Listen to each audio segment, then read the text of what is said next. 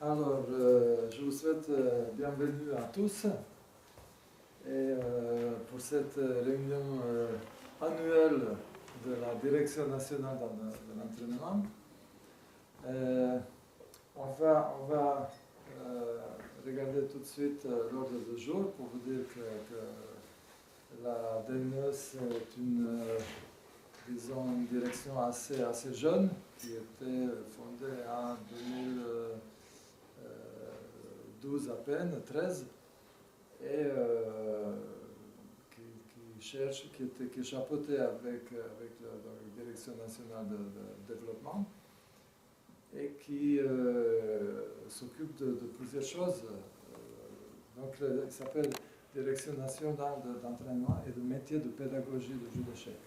C'est-à-dire que ce n'est pas que les entraîneurs, c'est aussi tous ceux qui s'intéressent à la pédagogie de jeu d'échecs. Voilà.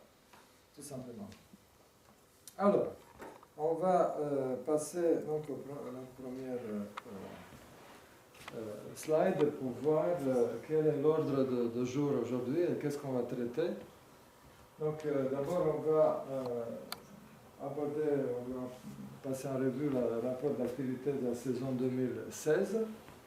Donc, c'est un rapport qui est remis à la FFE pour l'Assemblée générale qui va avoir lieu dans quelques jours. Ensuite, on va parler de le budget de la DNE. Ça, c'est un petit peu anecdotique pour l'instant parce qu'il n'y a pas de budget, mais on va demander. Et ensuite, on va parler un petit peu sur la formation des entraîneurs et animateurs, parce que ça nous intéresse, pour faire un petit débat au niveau des implications des entraîneurs et animateurs dans les activités de la DNE. C'est-à-dire, c'est quand même très important. Et tout le temps, je vais vous solliciter pour que vous vous exprimez dans l'ensemble, que vous dites ce que vous en pensez et que éventuellement que vous présentez des idées qu'on peut éventuellement intégrer par la suite dans notre activité. Ensuite, on va parler des projets pour la saison 2017, même si la saison est bien entamée. Et comme on fait quelque part la réunion annuelle chaque fois qu'il y a championnat de France, ça va être en fait jusqu'à le championnat de France 2018. C'est un petit peu dans cette cadence-là. C'est tout simplement parce que c'est pratique de se réunir au moment où tout le monde est déjà sur place et où encore beaucoup de personnes. On va parler de renouvellement de l'équipe de la DNE, donc je vais vous expliquer un petit peu comment ça se passe. Et je suis intéressé pour que les gens, éventuellement pour les personnes qui sont intéressées, ça me manifestent, parce qu'il y a une procédure pour ça et je vais vous expliquer ça à un moment donné. Et après, on va traiter des questions diverses, c'est-à-dire des questions qui vont éventuellement émerger même au cours de la discussion et comme ça on va conclure le rendez-vous d'aujourd'hui. Est-ce que, avant de commencer, est-ce qu'il y a des questions déjà dès le départ? Est-ce qu'il y a quelque chose qui n'a pas été dit ici? Non? Ok.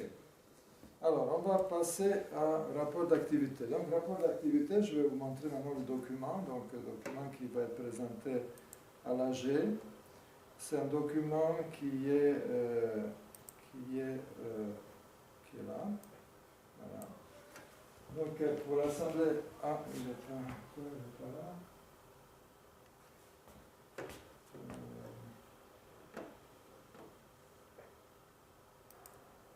D'accord, il faut que j'arrête l'économie. Ok. Ok, donc on va noter. Et là, vous voyez le document. Je sais pas combien il est visible. Il est visible, non? Voilà, donc dans le rapport, on parle de ce qui était fait dans le 2016. C'est aussi une activité qui date de plusieurs années. On a voulu réformer l'activité de la DNE, et en fait réformer surtout la formation des entraîneurs. Et on a introduit nouveau titre, c'est-à-dire titre de nouveau diplôme, DEF2, qui est et DEF2, maître entraîneur, est devenu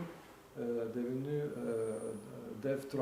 Donc maintenant, la filière qui existe au niveau d'entraînement, c'est dans la filière, on a introduit donc DEF1 est devenu entraîneur du club, DEF2 entraîneur national et DEF3 maître entraîneur, c'est-à-dire le formateur qui forme les autres entraîneurs. On n'en a pas beaucoup en France et ça aussi c'est une raison pour laquelle je souhaite qu'il y ait d'autres entraîneurs en fait les joueurs aussi, parce qu'il y a des conditions qui sont quand même relativement importantes, donc il faut avoir un certain niveau, même échiquier, pour pouvoir devenir un DEF3, un maître entraîneur.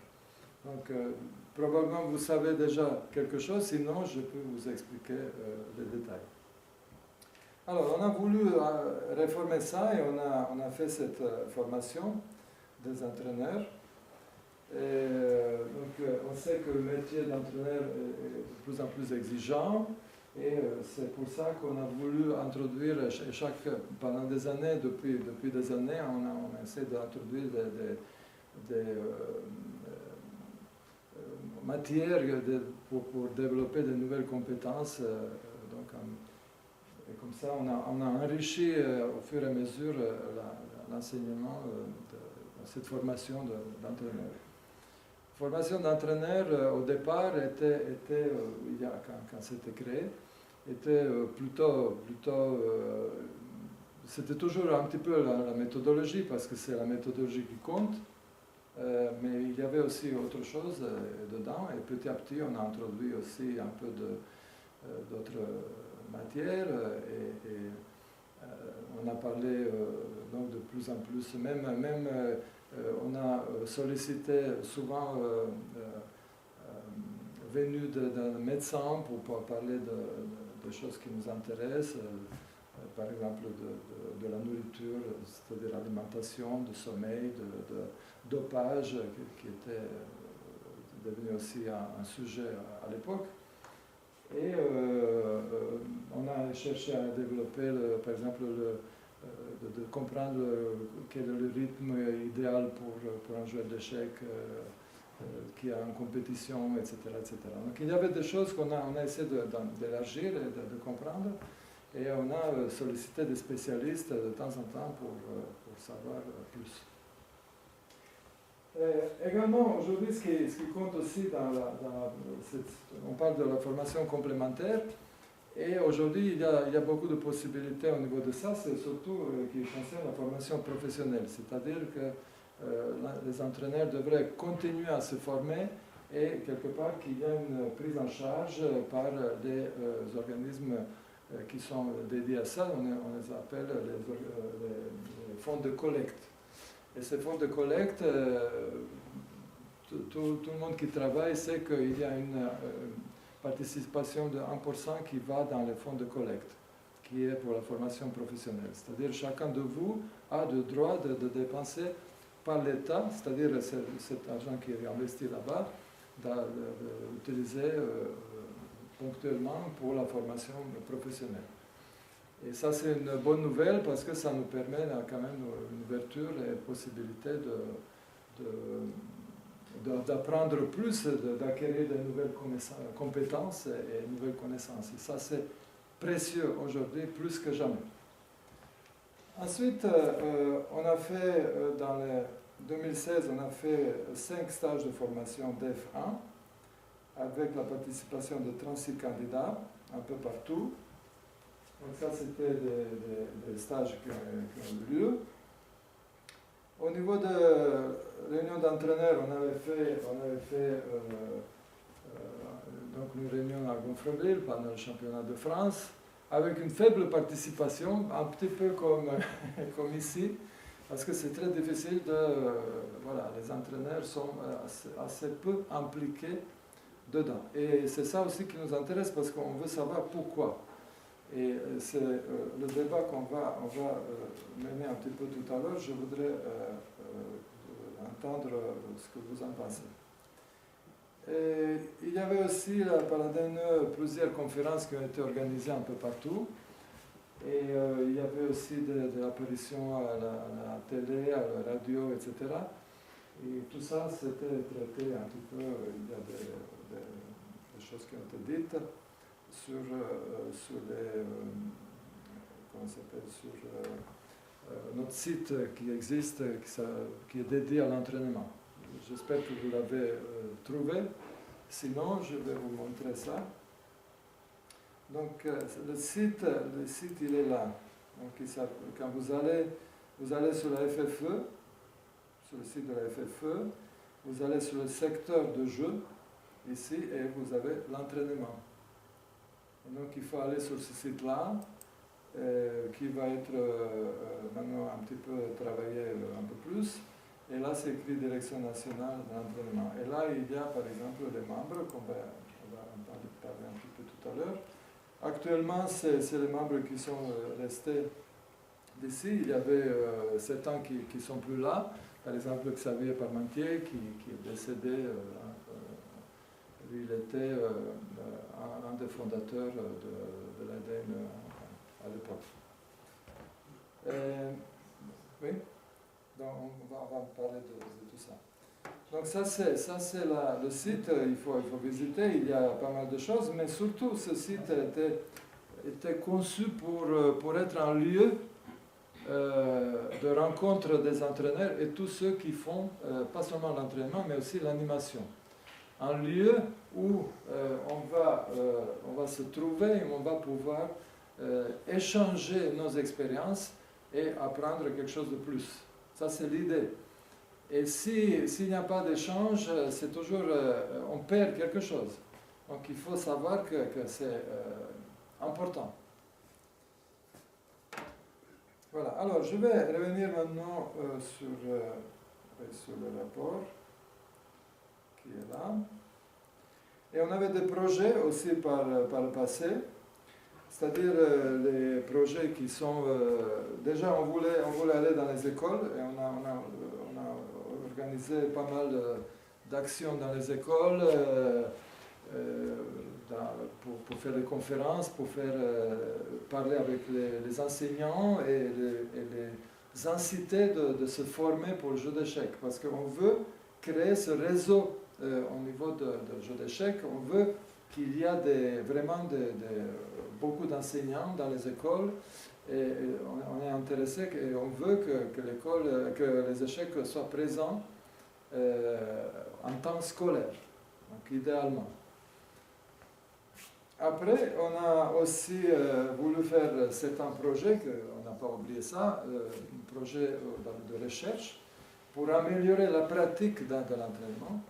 Et il y avait quelques années encore, on avait préparé par exemple un projet de recherche au championnat de France des jeunes qui n'a pas pu aboutir, manque de moyens, parce qu'on n'avait pas de budget et c'est quelque chose qu'on veut. On a remis ça au plus tard, mais on n'a pas abandonné cette idée. Alors, donc ça c'est le projet c'était ce rapport qui va être soumis au vote à l'AG. Et maintenant on va revenir sur notre animation, sur notre slideshow pour voir un petit peu ce qui se passe après. Donc on avait dit c'est le rapport d'activité. Ensuite, en parlant de budget, alors au niveau du budget, aujourd'hui c'est 0 €. Difficile de faire quelque chose avec 0 €. Hein. C'est comme partout, on ne peut même pas acheter une baguette de pain. Hein. Et donc il faut se deviner. On a préparé un petit budget prévisionnel pour 2017. En tout cas, on va demander un peu de l'argent et voir ce qui peut être fait par cet argent-là. En tout cas, donc je vais sortir un autre tableau. J'ai un tableau ici qui est très simple. Voilà. Alors, est-ce que vous voyez? Le budget est très simple. Il s'agit parce qu'on a, si on veut inviter, par exemple, les grands entraîneurs pour nous faire des conférences, pour nous faire des formations, ben, il faut un peu d'argent. Il faut pouvoir payer les honoraires, faire payer l'hôtel, déplacement, etc. Location des salles. Donc il y a un budget qui est nécessaire, mais je ne sais pas, est-ce que vous avez déjà eu l'opportunité de participer au travail d'un grand entraîneur? Jamais? Oui.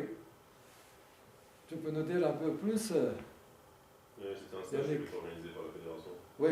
Avec Marc Borowski. Voilà. Et ça, c'était quand même quelque chose de... Ah oui. Eh oui. Et moi, j'avais la même expérience, hein, comme ça. C'était, par exemple, ici, il existe sur le site, j'avais fait une petite note. En 1999, on avait organisé, c'était organisé par la fédération,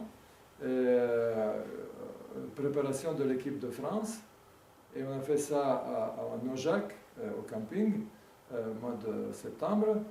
Et travailler une semaine avec Marc Borowski, c'est fantastique, c'était quelque chose. Bon, aujourd'hui il n'est plus là, mais il a laissé un héritage incroyable, et ça c'est quelque chose qu'on veut renouveler avec d'autres entraîneurs, mais surtout on sait bien à quel point la transmission des connaissances est importante. C'est ça qui est au fond de nos projets. Et la même chose, c'est, comme je dis, d'organiser nos propres recherches, de voir un petit peu les différents points sur la psychologie cognitive et sur la méthodologie d'entraînement et également sur la préparation mentale. Préparation mentale, aujourd'hui, devient dans tous les sports quelque chose d'exceptionnellement important. Et c'est quelque chose qui est un peu négligé au niveau des jeux d'échecs. Pas à très haut niveau, parce que maintenant, au très haut niveau, ils savent un petit peu, mais on sait bien que connaissance des variantes n'est pas tout ce qui est, même compréhension de jeu n'est pas tout ce qu'il faut pour être un joueur de très très bon niveau. Donc il y a ce côté-là qu'on veut mettre en avant. Et pourquoi on s'est battu pendant des années d'avoir cette idée, de développer cette idée. Voilà, donc là, il y a le budget. Dans le budget, il y a très peu de choses. Donc on cherche, notre budget est 8 000 euros qu'on demande. Là, c'est 1 000 euros qui est prévu pour la location des salles. Après, pour d'autres services, c'est par exemple rémunération et honoraire de 2 000 et déplacement et mission 5 000. Donc c'est un petit budget au fond. Est-ce qu'on va réaliser quelque chose de ça? Je ne sais pas. Idéalement, ça serait même d'avoir des sponsors pour ça. Mais il faut commencer par quelque chose. Voilà. Donc on va demander, on va voir ce que ça va donner. En tout cas, ce qu'on veut surtout dire, c'est qu'on a des projets et qu'on cherche à les réaliser. Maintenant, comment on va y arriver, je ne sais pas encore. Alors, je peux fermer tout ça et revenir sur notre diaporama.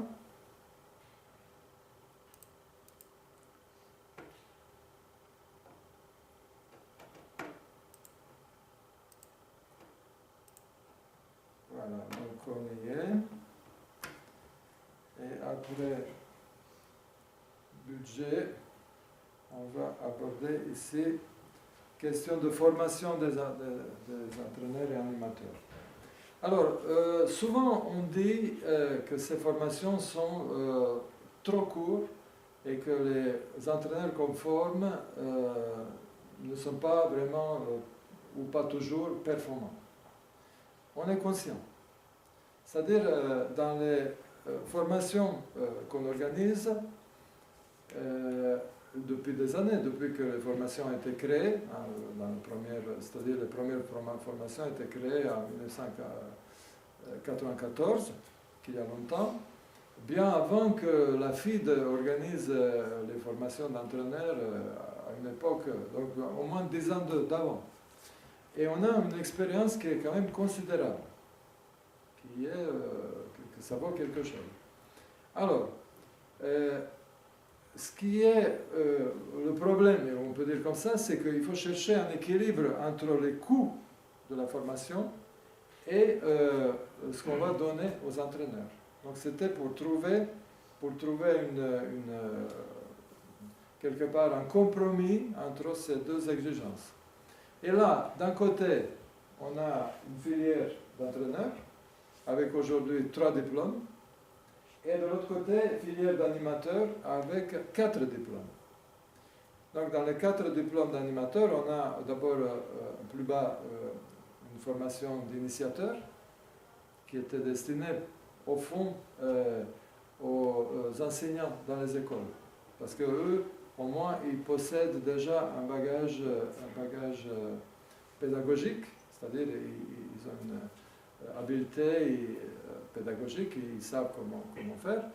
Et on voudrait les former pour pouvoir faire des initiations dans les écoles et envoyer éventuellement, c'est-à-dire sensibiliser des masses et les envoyer vers les clans. Créer quelque chose une première étape de création de joueurs. Et ensuite, ici, évidemment, l'accent est sur la valeur éducative du jeu d'échecs. Parce qu'il y a beaucoup de choses qui sont importantes ici. On parle souvent de compétences transversales, c'est-à-dire d'utilisation de jeux d'échecs dans d'autres manières, c'est-à-dire où on peut utiliser les stratégies qui sont similaires et des compétences qui sont similaires ailleurs. Et ça, c'est donc quelque chose de très important. Il y a d'autres aspects aussi. Un des aspects très importants est aussi de combattre l'échec scolaire. Comment on peut combattre l'échec scolaire? Eh bien, tout simplement parce que aux échecs, on peut, quand quelqu'un réussit aux échecs, parce que c'est une matière quand même neutre par rapport à des matières scolaires, on redonne aux jeunes une estime de lui-même, on le valorise et ça renforce sa confiance qu'il va avoir en lui-même et on va l'aider ainsi quelque part de se reprendre, de se ressaisir et de réussir dans les matières scolaires. Donc ça c'est très important, c'est quelque chose qui a de l'avenir. Et ça c'est les études qui ont été faites un petit peu partout dans le monde démontrent ce mécanisme-là. Aussi les échecs peuvent être utiles, comme on sait, dans les différents projets, dans les quartiers sensibles, dans les prisons, dans les hôpitaux, etc. Donc il y a beaucoup de choses à faire, mais il faut un petit peu avoir cette passion de le faire.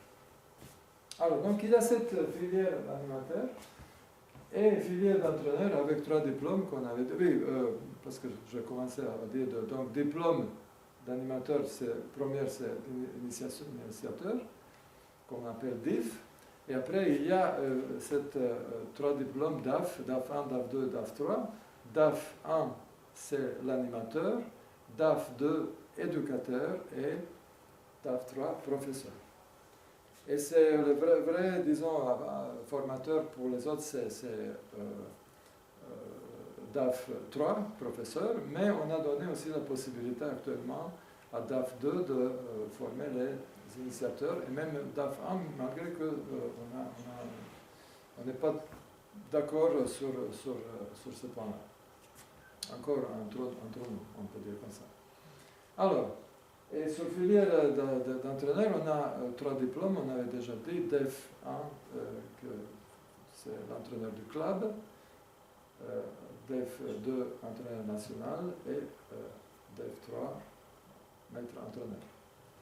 Donc, ces formations ils ont lieu des conditions. Par exemple, dans la filière DAF, pour faire un DIF ou un DAF 1, il n'y a pas de condition d'ELO. Et après, on demande pour DAF 2 ou DAF 3 1700 ELO. Et pour les filières DEF, pour faire un DEF 1, il faut en condition 1800 ELO minimum. Pour DEF 2, 2100. Et pour DEF 3, il faut être maître feed minimum. Donc ça c'est des... Alors, qu'est-ce qu'on apprend dans ces stages-là?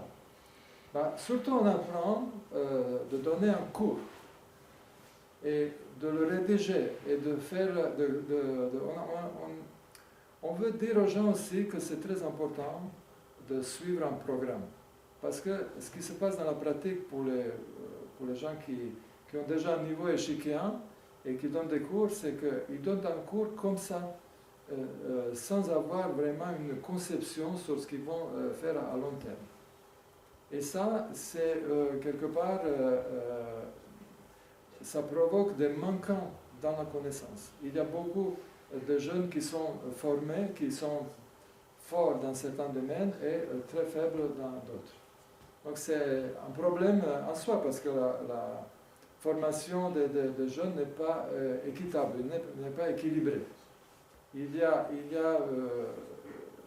des manquements parce que tout simplement, on va travailler sur un entraîneur qui n'est pas bien formé, et qui ne suit pas un programme bien fait, il va former les jeunes, surtout autour des sujets qui l'intéressent, lui. Hein.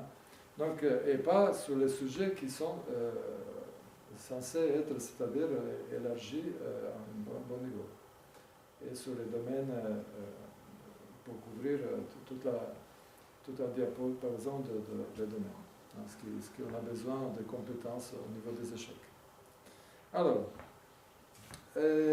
ces formations-là, ce n'est pas une matière figée, c'est quelque chose qui est en plein développement. Et comme j'avais dit tout à l'heure, on veut toujours renforcer les connaissances qui sont présentées dans ces formations-là. Ces formations-là, aujourd'hui, la tendance est aussi de les élargir, de donner plus de choses dedans, de faire des formations plus longues, mais évidemment, jusqu'à présent, on était limité par les coûts de la formation et par le problème de participation, parce que par exemple, les intéressés, on peut imaginer des membres de clubs qui veulent enseigner dans les clubs, ils n'ont pas assez de moyens pour payer, disons, un séjour qui dure 5 jours, par exemple, et de supporter des frais de déplacement, d'hôtel, en fait, d'hébergement tout court. Donc ça, c'est l'inscription aussi. Alors tout ça, ça représente un problème.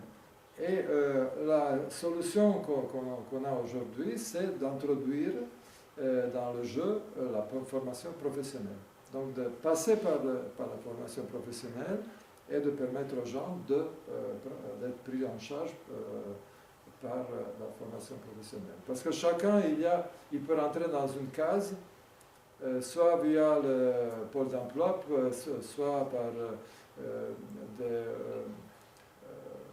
ce qu'on appelle le CPF, c'est-à-dire compte personnel de formation. C'est un dispositif d'État qui permet aux gens de se former, soit par il y a d'autres possibilités, mais il faut savoir, il faut être expert dedans et savoir comment on fait.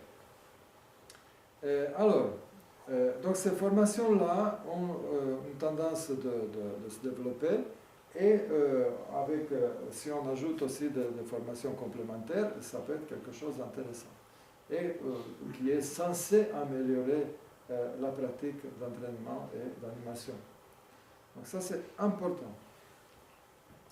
Alors, est-ce que vous avez des questions déjà sur ce point-là?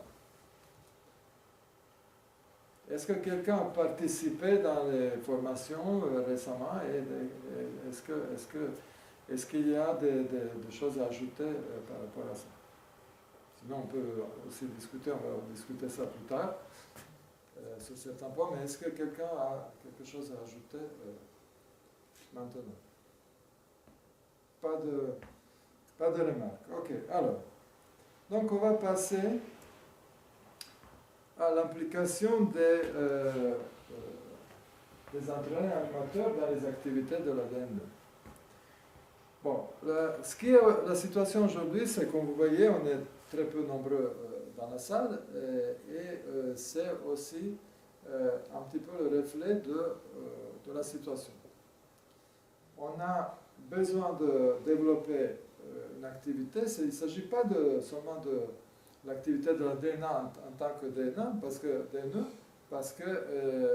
DNE c'est fait pour les entraîneurs et les animateurs. Ce n'est pas fait pour exister en tant comme quelque chose à part. Donc l'idée justement, c'est d'améliorer la vie, on peut dire comme ça, des professionnels et des gens qui sont passionnés aussi et qui participent dans l'enseignement et l'entraînement pas seulement des jeunes, mais aussi des adultes, d'une population échiquéenne qu'on a en France. Donc ça, c'est essentiel. Et alors, comment on va y arriver? Quand la DNE a été créée il y a quelques années, on avait justement, on a créé ça parce qu'il y avait à l'époque une demande. Et cette demande n'était pas quelque chose de vain parce qu'il y avait à l'époque aussi, on se réunissait comme ça de temps en temps. Il y avait plusieurs réunions qui ont été faites pendant des années, pendant les championnats, pour parler de la problématique de l'entraînement. Et c'était ça, en fait, l'idée, c'est ça qui a poussé à la création d'un organisme, d'une direction comme ça qui peut éventuellement faire quelque chose. Donc maintenant, quand la direction a été créée, soudainement, il n'y a pas de... on veut plus de ça où on ne sait pas quoi faire avec.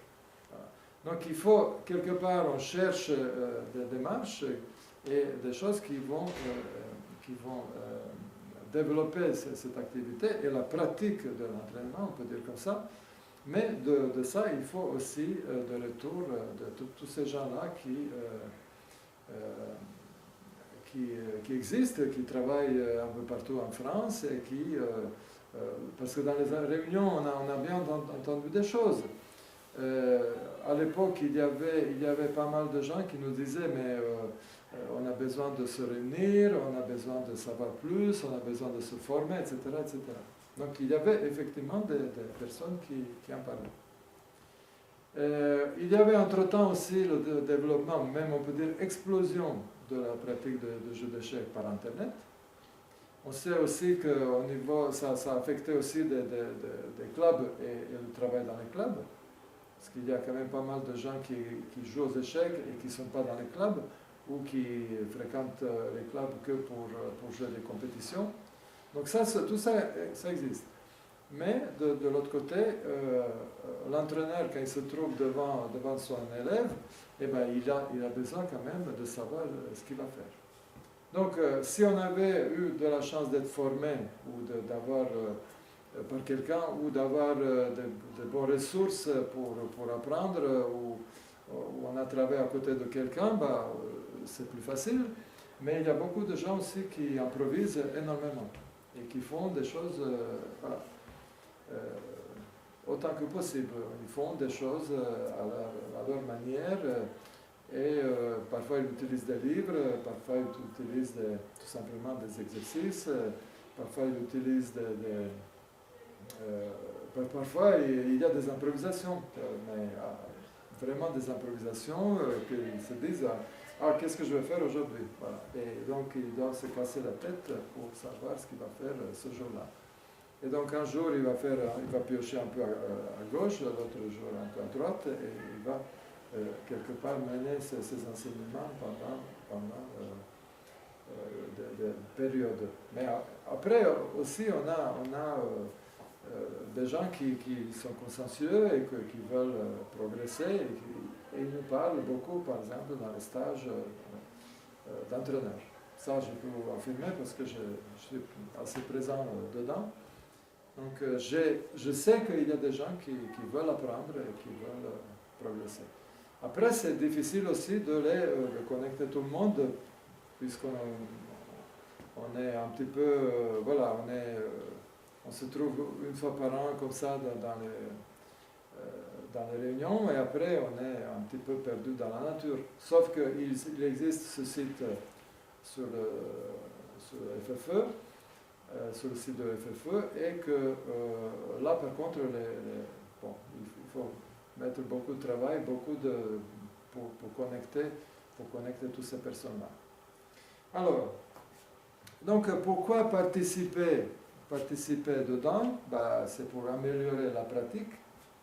Alors, est-ce que vous y croyez ou pas? C'est ce que je voudrais entendre de votre part. Donc, je vous invite à exprimer vos opinions et voir éventuellement donner des suggestions pour qu'on puisse passer à l'action. C'est-à-dire améliorer nos pratiques, peut-être mettre en place des formations qu'on n'a pas fait jusqu'à présent, ou faire des démarches, d'autres qu'on a fait jusqu'à présent. Alors, est-ce qu'il y a des personnes qui veulent s'exprimer, ou même si en pensant que tout ça, on n'a pas besoin, j'en sais rien, mais je voudrais entendre ce que vous avez éventuellement à nous dire. Voilà. Je vous dis, hein, tout ça est enregistré, donc vous pouvez le dire, ça va rester, ça va rester sur le film. Je peux tourner la caméra, si vous voulez. Alors, est-ce qu'il y a quelqu'un qui voudrait nous dire un petit peu plus?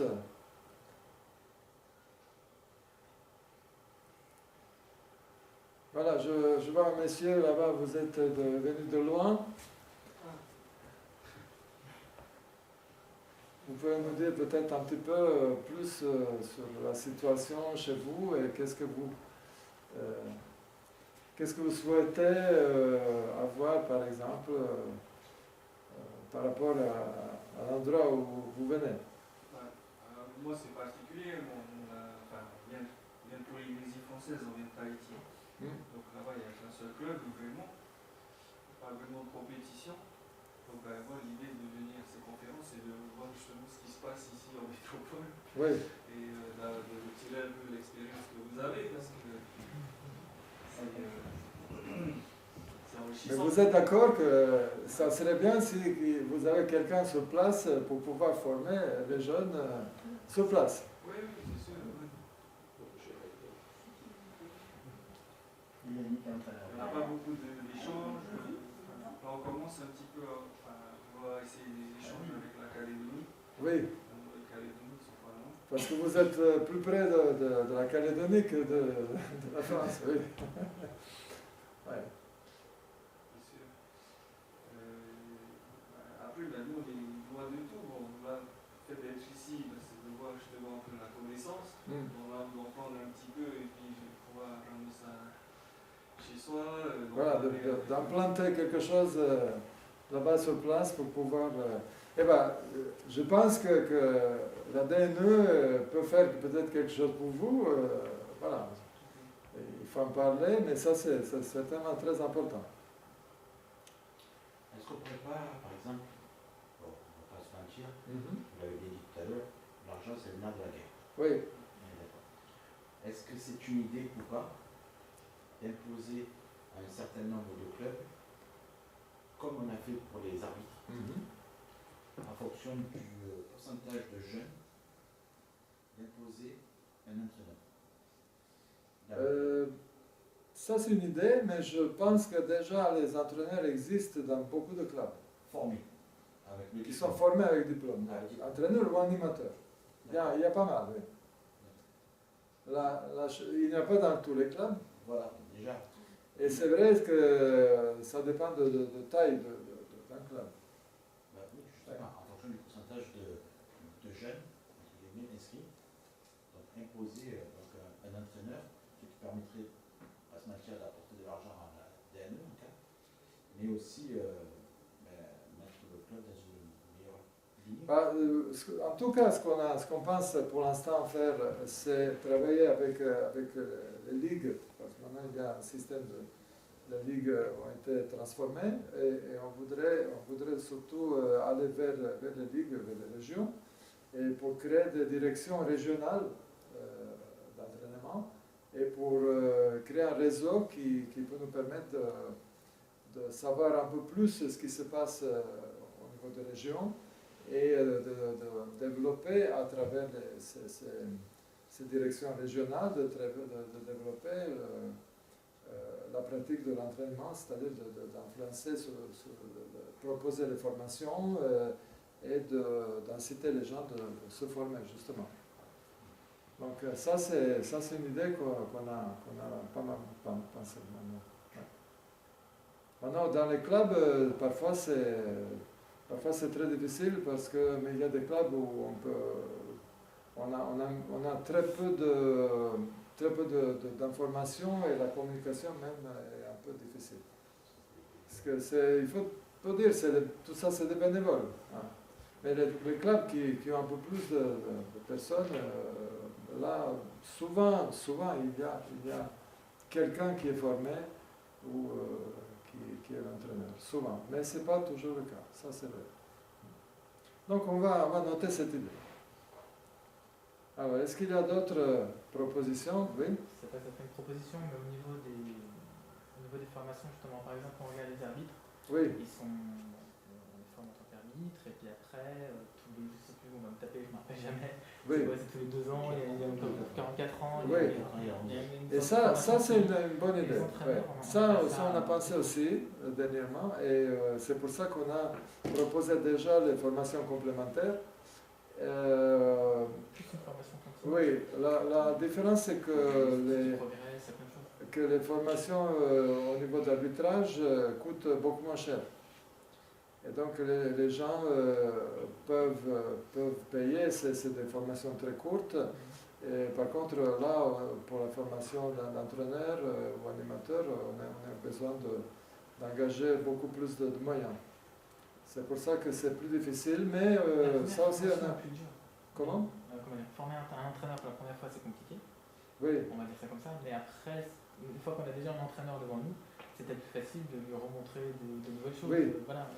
C'est des formations plus petites. Oui, ça c'est une idée parce que... par contre, il y a une différence. Les arbitres qui n'ont pas fait les mises à jour, on peut dire comme ça, n'ont pas le droit d'arbitrer quelque chose. Et là, pour l'instant, on n'a pas trouvé le moyen d'empêcher un entraîneur qui a un diplôme de continuer à se former. La FIDE... Il y en a qui ont un diplôme. Comment? Ou qui n'en a pas d'ailleurs. Oui, ou qui n'a pas d'ailleurs, oui, tout à fait. Je vais passer pour Tout toi. à fait. Et la FIDE, par exemple, pour donner le droit au diplôme, il impose un paiement tous les 2 ans. Par contre, il ne propose rien du tout au niveau de mise à jour des connaissances. Donc c'est que la licence, on paye la licence tous les 2 ans, mais on n'a pas de retour pour cet argent-là. Donc quand même, moi je trouve ça injuste, et je pense que le système où il y a une mise à jour effective, c'est quand même beaucoup plus important. Parce que l'idée est toujours la même, améliorer la pratique d'entraînement. D'autres propositions ou Au niveau de l'information, oui. par rapport à cette réunion par exemple, Oui. c'est quelqu'un de mon club qui est venu me voir, qui m'a dit tiens, il y a la réunion. Bon, je l'avais vu afficher vite fait, mais on a les mails des entraîneurs, ça pourrait être pas mal. d'envoyer les mails à tout le monde. Oui, ça peut aider. Ça peut aider. Ouais. Ça peut aider. Si j'avais reçu un mail personnellement, je pense que je serais venu plus facilement. Oui. En tout cas, j'aurais été informé directement personnellement. Oui. Ça fait plus. Ça, c'est ce qu'on va faire dans l'avenir. Parce que pour l'instant, puisque les choses sont un peu centralisées, même moi, je n'avais pas l'accès au fichier, donc c'est un peu compliqué. Il faut passer par la tiers personne, etc. Quel est le but de ça? Le but? Oui. Mettons les gros clubs par exemple. Là. Oui. Là, ils ont, je sais pas combien de jeunes, 30, 40 jeunes, on va dire. Oui. Ils jouent tous pour gagner des titres en fait. Pour leur ville, pour tout ça. Pourquoi ils vont échanger avec des petits entraîneurs de petits clubs en fait? C'est quoi le. Je vois pas en fait le but en fait. Non, c'est pas que seulement ils vont échanger. Parfois il y a des choses à échanger. Parce que je peux vous dire, même dans les stages de formation, même récemment j'ai fait un DIF, il y a des choses qu'on apprend, qu'on est étonné. C'est-à-dire les gens qui font la pratique dans leur coin, parfois ils ont des astuces assez étonnantes.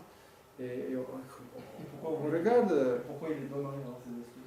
Et pourquoi pas? Et pourquoi? Quel est le but? Quel est le but? L'échange. L'échange. Parce quel est le but final? Je veux dire, faire une grosse habite en France, faire quoi en fait? D'abord, parce qu'on croit que les échecs. Un entraîneur qui par exemple veut travailler que la tactique, qu'est-ce que ça fait en fait? Admettons, je vais dire un exemple. Oui. Qu'est-ce que ça fait si le jeune, après, c'est au jeune à aller chercher d'autres informations? C'est comment ça marche?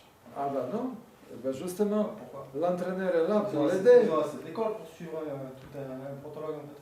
Pourquoi dans leur passion on leur dirait tiens, faire ça. Pourquoi? Pourquoi? Pour la culture du jeune, d'accord, mais pourquoi? Pourquoi l'imposer autrement? Imposer autre chose? Parce que si la pratique est défaillante, si on peut faire plus, si on peut faire mieux, pourquoi ne pas le faire? Oui. Pourquoi ne pas le faire? Pourquoi ne pas le faire? Oui. D'accord. C'est-à-dire, non, mais si on veut améliorer le niveau des échecs en France, si on veut vraiment que les échecs rentrent partout, on a l'intérêt que les jeunes qui commencent à jouer aux échecs, qui progressent. Est-ce qu'on a l'intérêt qu'ils progressent? On est d'accord dessus. Oui, bien sûr. On est d'accord. Alors, pourquoi l'entraîneur va se contenter que par donner des exercices tactiques et dire débrouille-toi pour le reste? Est-ce que c'est un entraîneur d'ailleurs? Oui. Oui, mais il ne donne pas assez. Mais il ne donne pas assez. Je ne comprends pas ton suivi. L'entraîneur c'est-à-dire ces jeunes-là, au lieu de quelque part d'être formés par de manière de qualité, on ne donne que des miettes. Et on lui dit, débrouillez-vous. Est-ce que c'est ça l'entraînement? Mais est-ce que tu peux contrôler ce qui se passe dans les clubs de toute façon? On ne peut pas contrôler, mais on peut proposer. Je ne peux pas savoir la manière dont c'est fait. Non, on ne peut pas savoir. Le but de beaucoup d'entraîneurs, c'est d'avoir le diplôme pour pouvoir dire j'ai le diplôme d'entraîneur. Oui, mais est-ce que l'entraîneur, est-ce que c'est son intérêt aussi de produire quelque part les jeunes qui vont être de bon niveau? Est-ce que c'est son intérêt? Oui, mais son intérêt, c'est d'être passionnant. Alors s'il fait des trucs qui ne passionnent pas lui, oui, c'est ça. Le jeune, il est comme à l'école, il n'a rien à dire. C'est-à-dire qu'il est passionné que par la tactique et il va montrer que la tactique. Que par la tactique, je fais un exemple. D'accord. Évidemment, il ne va peut-être pas faire que ça. Mais si vraiment il est doué dans quelque chose, en fait, pourquoi on lui dirait, tiens, maintenant tu suis ce protocole-là, et c'est mieux comme ça pour les jeunes. Il y a l'exemple, il y a l'exemple. Oui. Tu es allé sous la tente là-bas. Oui. Tu as déjà vu des séances d'analyse. Oui. Donc est-ce que il y a des gens qui ont le diplôme d'entraîneur? Oui, c'est justement. Pour analyser, j'ai vu. Ils ont l'ordinateur à côté, ils rentrent à partir de l'ordinateur avec chaise basse qui tourne, et ils disent là, tu aurais dû jouer ça, tu aurais dû jouer ça, tu aurais dû jouer ça. Est-ce que ça fait partie de la formation de faire ça? Justement, la formation, dans la formation, on apprend la méthodologie d'analyse. Mais est-ce que tu trouves que c'est normal que quand un élève finisse une partie, qu'il aille voir son entraîneur, qu'en fait, l'élève il a une interaction avec chess base et que son entraîneur ne lui explique rien. Eh bien, ça, c'est pas normal. Mais c'est ce qui se passe. Eh bien, Dans justement, 90% des cas. parce que ces entraîneurs-là, Comment n'ont pas été formés, Si, ils ont été mais formés. pas correctement. Ah. Donc c'est quoi correctement? Où ils ont Bah, pas, justement. Moi j'ai pas de diplôme, je sais pas, je ne veux pas le passer. Donc, Oui, tu as eu le Dvoretsky, hein. Dvoretsky ne m'a pas formé comme entraîneur. D'accord, mais il t'a montré des choses. Oui, oui. Et ben voilà. Pendant une semaine. Bah, il t'a pas montré de regarder, il t'a pas dit de regarder Moi, j'ai eu plus ou moins sur Quand chess j'étais base. jeune, j'ai eu un entraîneur qui m'a donné la passion pour le jeu. C'est tout. Ok, ben ça c'est Mais moi, important. si je débarque en face de quelqu'un, si à 10 ans ou 12 ans, je débarque en face de quelqu'un qui me met en face d'un ordi et qui me dit là t'as plus 2, là t'as plus 3 sans même m'expliquer ce qu'il veut faire, ce qui se passe, mais c'est vraiment le cas de ce qui se passe là-bas. Hein. Mais je sais, Il y a des joueurs de haut niveau qui ont un diplôme, je te parle. mais je sais. Donc pourquoi Mais ils c'est ont- ça qui m'inquiète. Comment c'est ce que j'explique juste, Ouais. le fait d'avoir le diplôme ne force pas les gens à enseigner d'une manière. Ils font après ce qu'ils veulent. Non, c'est ce que j'explique, c'est que on veut toujours améliorer la formation des entraîneurs Mhm. pour démontrer qu'il y a toute une méthodologie d'entraînement et que via cette méthodologie d'entraînement, ils vont pouvoir, s'ils le suivent, ils vont pouvoir faire mieux dans leur pratique. D'accord. Mais donc cette méthodologie elle a déjà été appliquée à ces gens-là, parce qu'ils ont eu le diplôme, donc ils ont passé ces stages. Ça va m'expliquer. Pas forcément et peut-être pas suffisamment. Ah. Et c'est pour ça aussi qu'on veut faire une formation complémentaire. D'accord. Et peut-être que quand on connaîtra la méthodologie, on a une grande liberté dedans, je ne sais pas. Ben, on a une grande liberté, bien sûr qu'on a une grande liberté, mais c'est de comprendre l'essentiel. C'est une question de comprendre. Enfin, Ouais. Après, on a une liberté, mais il y a l'essentiel. mais d'accord, mais enfin, je veux dire, c'est pas du. On est d'accord qu'à partir du moment où on passe ce diplôme, c'est qu'on va enseigner et transmettre quelque chose à quelqu'un. Mm. D'accord. Quand tu fais la démarche de prendre ton ordi, je donne un exemple, il y a beaucoup d'autres trucs, ou de ne pas connaître les champions du monde, je sais pas, enfin, on va discuter déjà. D'accord. Mais quand tu fais la démarche de prendre ton ordi juste pour dire là t'es à plus 3, t'es à plus 4, machin, là il fallait jouer ça, machin. Voilà, ça c'est. D'accord, mais ça veut dire que on peut t'enseigner toutes les méthodologies que tu veux. Si à la base ta passion c'est d'enseigner et que tu as envie de le faire, ça tu peux pas y penser. C'est juste quelque chose à laquelle tu ne peux pas penser. Il ne faut pas oublier aussi une chose, c'est que je pense que beaucoup parmi ces entraîneurs-là qui font comme ça, c'est parce qu'ils pensent que c'est plus facile. On est d'accord, Ouais. mais c'est bien ça le problème, c'est que Oui. c'est facile. Et c'est pour ça que je t'ai dit déjà que je ne Oui. passais pas ce diplôme, parce que je trouvais ça Ouais. trop simple. Et qu'il y avait trop de monde qui l'avait. D'accord, mais... Et donc en fait, ce diplôme il donne une légitimité à des personnes qui veulent donner. et regarde, moi ce que je peux te dire à toi, Oui, moi je peux te dire, vas-y, pourquoi tu ne fais pas de diplôme pour former toi-même? mais c'est pas à moi de prendre ces études. Tu comprends? Moi je souhaiterais que tu Non, mets mais c'est dedans. pas la discussion. Parce que Mais justement, parce que c'est la discussion. Non. C'est la La discussion. discussion, c'est de savoir quelle valeur il a ce diplôme. Parce que là, on parle de, par exemple, direction de l'entraîneur et des animateurs.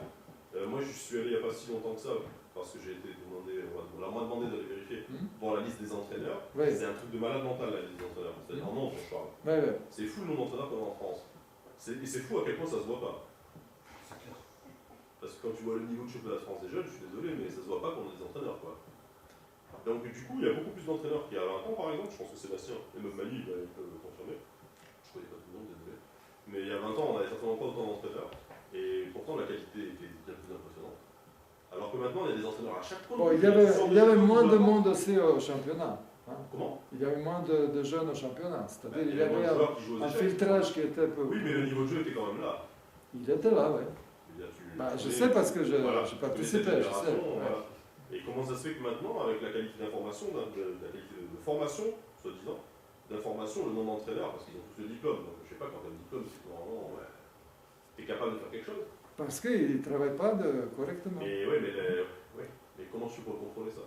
Tu ne peux pas contrôler. Mais non, mais dans aucun métier, tu ne peux pas contrôler. Il n'y a pas de métier là. là. Son travail et qu'il fait tranquillement et qu'il est content de prendre sa passion, pourquoi il va les donner? Moi, par exemple, si j'ai des compétences, j'ai certainement pas envie de les partager avec quelqu'un qui en a rien à faire, parce que lui, son seul but, c'est de faire des cours, de gagner de l'argent, et puis voilà, ça s'en fout. On se met d'accord, je dis les choses clairement, je sais que c'est enregistré, et j'espère que tout le monde l'entendra. Mais il faut pas se leurrer, quoi. C'est quand même le cas de 80% des entraîneurs en France. C'est de gagner, de pouvoir manger, c'est tout. D'avoir une vie cool, c'est quand même cool de donner des cours d'échecs. Bah, ça dépend pour qui. Hein. Ben oui, ça dépend si tu fais ton travail ou pas. Oui, c'est ça. Si tu fais des cours, si tu dois préparer tous les jours tes cours et t'appliquer et vouloir transmettre une information, c'est chaud. C'est chaud, ouais. Ouais. Mais là, je peux te dire que ça ferait un sacré écrémage. Et tu verrais que, à mon avis, dans la liste des 300 entraîneurs qu'on a en France, 300 j'ai déjà, il y en aurait quelques-uns, si ce n'est au moins 50%. C'est pour ça que ça serait intéressant aussi de... Et du coup, les gens vont s'intéresser parce que tu le valorises en faisant ça. Moi, quand j'arrive au championnat de France et que tu me dis, oh, lui il est entraîneur, je me dis, j'ai pas envie d'avoir ce diplôme, je me sens pas. C'est trop dur pour moi. Je peux pas faire ça. Je peux pas prendre mon ordi, l'allumer et j'ai pas cette compétence. Quoi. Je sais pas faire. Bon, tout ça fait. Après, je pense qu'il faut quand même distinguer deux types Non, mais d'entraîneurs. je connais bien Marco. Hein. Ouais, Et le problème, c'est pas ça. C'est vrai qu'il y en a qui font Mais oui. n'importe quoi. Mais je ne remets pas en question l'enseignement de la VNE, mais comme a dit Sébastien, pardon, c'est l'idée, le pourquoi elle existe. Et si ça concerne personne, c'est ça, regarde, on est combien. C'est-à-dire que les gens ne sont pas concernés par la notion d'entraînement, ils s'en foutent. Parce que de toute façon, avoir un diplôme n'est pas... Moi, je suis le premier exemple, je suis entraîneur et j'ai pas de diplôme. Donc, je suis pas entraîneur en fait. Bon, tu es grand maître. Oh, et est-ce que ça veut dire que je suis entraîneur pour autant? Non. Non, mais... L'entraînement, c'est pas que du niveau. D'accord. C'est la pédagogie, c'est des connaissances. Ok, mais chacun il a son parcours Oui. en Mais particulier. je veux dire, le fait d'être grand maître ne fait pas de toi, ou d'être maître, ou d'être 1800 ou 1700 ne fait pas de toi un bon ou un entraîneur. Tout à C'est fait. la passion que tu mets dedans. Tout à fait. D'accord. C'est Donc tu énorme. peux donner tous les cours que tu veux et tous les éléments que tu veux à quelqu'un, si le mec n'est pas passionné en face de toi et qu'il n'a pas cette envie, tu ne peux pas le faire. C'est tout. Bah, il y a des choses qu'on ne peut pas Et contrôler. j'ai un ami à moi qui a passé récemment le BFE, je ne sais plus, le diplôme d'entraîneur de foot. Oui. Je peux te dire que pour le passer, il a eu 1 an de formation avec un examen de folie à la fin de Oui. l'année mondiale. Mais parce que les échecs... D'accord, mais il faut dire que les échecs n'est pas dans le même niveau. Parce que le niveau d'exigence n'existe pas. Il y a pas de- Mais c'est aussi parce qu'on n'a pas pu, pour l'instant, assurer un tel niveau d'implication. Oui, d'accord, mais est-ce que tu penses que Parce que avoir c'est- une formation de 3 jours, ça fait de toi un entraîneur? Non, Ben voilà. bah, on sait bien ça. Ouais. Donc tu fais une formation continue sur l'année, machin, où les mecs doivent avoir des stages et Ouais. continu, passer un véritable examen final avec un oral, machin, avec un diplôme, avec un jury complètement neutre. Et là, je peux te dire que voilà, c'est du boulot. Et Et ça, là, ça quand tu serait- as ton truc, tu es content de l'avoir et tu vas faire ton boulot avec du plaisir. Oui, je Le suis problème, c'est d'accord. que là, tu vas faire un stage de 3 jours, tu payes 150 €, on te file le papier, bon, c'est pas non plus la fête, je suis d'accord, hein, on est d'accord. Et, j'ai du respect pour ce que tu fais, Oui. parce que mais je veux dire, c'est quand même une formalité Oui. par rapport à un diplôme. Et pour Alors que dire... entraîneur, c'est quand même un mot qui veut dire quelque chose. Oui, Et tout à donc, fait. rendre l'accès à ce titre. Et pour Ça, dire c'est pas qu'il y a beaucoup de stagiaires qui passent par les stages, parlons que d'entraîneurs, hein, Mhm. je Je ne suis pas d'animateur, hein. Oui, oui. C'est encore autre chose. C'est deux L'entraîneur. choses différentes. et qui n'arrivent pas à écrire un mémoire. Oui. Et ils n'ont pas de diplôme. Moi, j'ai vu des trucs, là, ça va pas parler quelque chose, Ouais. mais j'ai vu des gamins qui avaient quand on entraînait les ligues et des trucs comme ça, et même dans les championnats du monde, les championnats d'Europe, des petits qui sortaient de leur fiche d'entraînement, Oui, et en fait, c'était les commentaires de Chess Base traduits en français, avec C'est marqué ça. copyright, le nom d'entraîneur en bas. ouais. Mais ça montre Ça, vraiment le c'est respect. hallucinant. Mais Ouais. ça montre le respect que tu as pour le travail que Ouais. tes collègues ont pu faire. Ouais. Quand tu prends l'analyse d'un Meral Chichi ou un Grivas et que tu permets de la traduire et de la mettre, c'est toi qui l'as fait. Ça, c'est quand même grave. Ouais. Mais oui, mais il n'y a pas de contrôle. Rien n'est Il n'y a contrôlé. pas de L'information contrôle. est libre. Mais ça, c'est des choses on peut difficilement... C'est de l'éthique. ouais. Et à partir du moment où devenir entraîneur, ça sera une question de. Ça sera un mot qui sera respecté, c'est-à-dire quand on te dira lui, c'est un entraîneur, tu vois. Mais ça, c'est C'est pas... autre chose. Ça, c'est des choses qu'on peut pas contrôler. Bah, non, sauf Ouais. si tu valorises le mot, la valeur. que Ça, c'est. je suis d'accord. Et je parle pas d'un c'est- secondant ou d'un coach. Pardon. Non, mais je voulais dire, pour ça, il faut des personnes comme toi dans l'équipe de la DNE. Voilà. Non, parce qu'en fait, les gens, c'est déjà des choses qui sont installées, c'est des choses qui sont établies depuis très longtemps. Et il y a des grands. On va en front pour les changer. C'est à Oui. toi, c'est ton choix. Ah non, mais bien sûr, ça je suis d'accord. Mais je participe déjà à la façon dont ça fonctionne. Ah, bah, tout le monde dit ça, donc ça continue. Mais ça ne m'empêchera pas, d'une manière. Je comprends, mais il faudrait que la fédération, moi je pense Avec que ce que j'entends là, je pense que tu peux faire. c'est la fédération, je pense, qui devrait prendre en main les choses. Et Eh ben, valoriser- et qui c'est qui la fédération? C'est toi la fédération. Eh oui. On est tous dans la fédération et si... C'est pas non. Oh, il sortira pas sinon. De toute façon, moi, je suis bien placé. Non, mais je vois la différence. Je veux dire, j'ai eu la chance de voir travailler Xavier, j'ai eu la chance de voir travailler toi, j'ai vu des joueurs, des entraîneurs comme Pascal Chaumet, comme Didier Sélos, comme Eric Birmingham travailler, et Yannick Berthelot, et j'en oublie certainement beaucoup. Et j'ai eu la chance d'avoir quelqu'un au club qui parlait d'échecs avec beaucoup de passion, que Sébastien a connu aussi. Mais c'est des gens comme ça qui te donnent envie d'aller vachement plus loin, et ça c'est essentiel déjà. Un mec qui est en face de toi, qui trouve son ordi, qui fait tac tac tac tac tac, tu joues ça, tu joues ça, tu joues ça, Mais et oui. c'est plus 3, bah tu t'en. Mais justement, Faut pas s'étonner après que le niveau soit catastrophique, parce qu'on soit d'accord, là, cette année ça va, c'est correct, mais sinon c'est une horreur. c'est pour ça que je te dis, on a besoin des gens qui vont s'impliquer dedans. Oui. Et qui vont... Oui, mais ça doit être un discours qui doit partir d'en haut. Et ben d'en haut, Il faut que la fédération ait la volonté de faire comprendre au monde échecien ouais. que le mot entraîneur, c'est quelque chose. C'est pas juste un truc qu'on te balance au bout de 3 jours. Depuis que dans quel cas, de toute façon, tu as un diplôme que tu peux acquérir en 3 Regarde, jours. Dans est-ce quel, que tu es prêt de t'engager dans la DNE? moi, je vais être engagé dans autre chose, en fait. Mais je peux pas en parler. Tu vois, on va Et on en parler. discute déjà depuis longtemps. On discute, oui. Ben, Et voilà. ça, c'est... Mais tu as bien dit, mais... C'est toi le boss, à toi. Allez, go. Impose-lui de rentrer dans ton équipe. Voilà. Et Je t'aime. Rentre dans l'équipe et... Non, mais ça n'a rien à voir avec ça. Mais C'est- bien sûr que si. Non, C'est bien sûr que si. Une Je équipe, pense pas. une équipe qui est... je pense que c'est une communication qui doit venir de la fédération auprès des clubs. Mais ça, c'est la auprès des fédération. gens.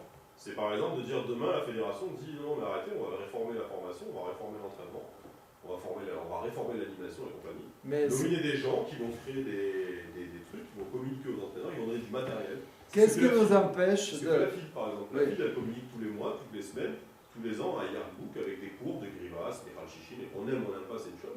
Mais on peut les trouver, ces trucs-là, ils sont... Bon, ok. De toute façon, la fédération internationale, ils font des stages aussi qui ne sont pas très longs, c'est-à-dire une Oui. semaine. Hein. Non, mais attends, j'ai pas dit que c'était bien.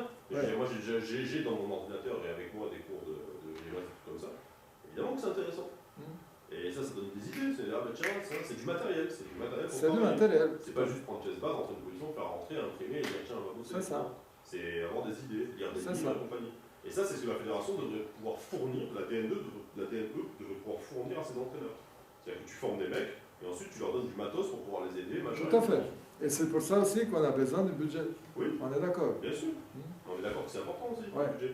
Mais déjà, l'idée, elle est là. Si après, tu as l'idée que tu te présentes à la fédération et que tu dis, voilà, moi, je veux faire ça, après, si la fédération elle trouve ça bien, elle le fait. Si elle trouve ça pas bien, tu n'auras pas le budget. Mais il ne faut pas se leurrer, c'est quelque chose d'important. Ouais. Donc, elle trouvera le budget.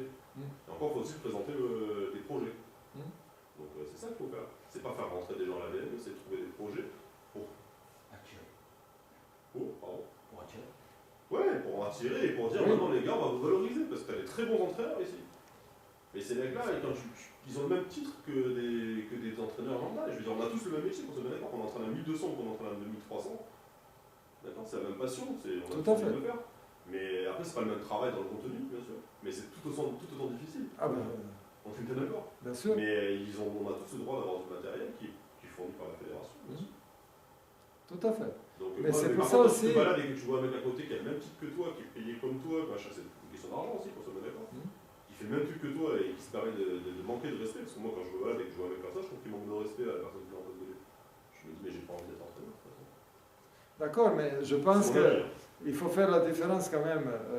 Si certaines personnes font leur travail mal, c'est pas la raison. C'est mon avis qu'il le fasse mal, hein, attention. C'est totalement un avis personnel. C'est pas... Non, mais si quand on dit travail mal, Non, mais même les entraîneurs, même deuxième catégorie, pour la catégorie, c'est pareil. J'ai regardé les listes et j'ai dit. Je te montrerai si tu veux. On ira pas là-bas. Parle d'un standard. Après, je pense qu'il faut quand même, c'est bien qu'on en discute, il faut différencier deux types d'entraîneurs. oui, L'entraîneur collectif, oui, l'entraîneur individuel. oui. Ce qui n'est pas du tout la même pédagogie, la même approche, tout ça. C'est un D'accord. boulot, c'est- Ah oui. L'entraîneur doit savoir quand même gérer aussi des groupes. Donc, c'est pas donné à tout le monde. Quand vous avez un gosse en face qui a du potentiel, quand vous avez un groupe où il y en a un ou deux, sur un groupe de 10, on va dire, un ou deux qui sortent du lot, il faut pouvoir s'adapter pour tout le monde. On s'adapte, mais la question c'est que si on sait travailler à l'individuel, après, comme dans un groupe, non, la dynamique de groupe, il y a ses propres règles, ça on est d'accord. Ah oui. Et par contre, on ne peut pas former les entraîneurs pour les groupes et entraîneurs pour individuels. Non. Mais ça peut être différent, ça peut être un diplôme différent. Ça, c'est très difficile à imaginer. Très difficile à imaginer qu'on va faire un entraîneur pour les groupes et pour l'individuel. Malgré qu'on peut avoir des préférences pour mener, par exemple, un club où il y a plusieurs individus et donner des cours, travailler avec des particuliers qu'on va former pour devenir des joueurs de haut niveau. On peut avoir des préférences pour ça. Non, mais il faut juste peut-être aussi simplement que ça, rendre la formation plus longue. Plus longue. Et plus concrète, quoi. Plus concrète. C'est-à-dire que le mec, il a un stage, il doit prendre un truc par mois. Oui. Alors oui, on va dire oui, mais moi j'ai un boulot, j'ai 6 heures. Et si tu as un boulot, alors Oui. tu dois être entraîneur. Mais c'est justement, c'est aussi cette possibilité d'utiliser la formation professionnelle qui peut nous aider à faire ça. Oui. Hein? Mais ça, tu le rends difficile. Il y aura toujours Tout à des gens qui fait. vont dire ouais, mais tu comprends, je peux pas me libérer parce que j'ai du taf. Oui. Eh bien, si tu as du taf, pourquoi tu veux faire un. Voilà. Tu feras animateur. Mais entraîneur, c'est un boulot. C'est un boulot, oui. Voilà.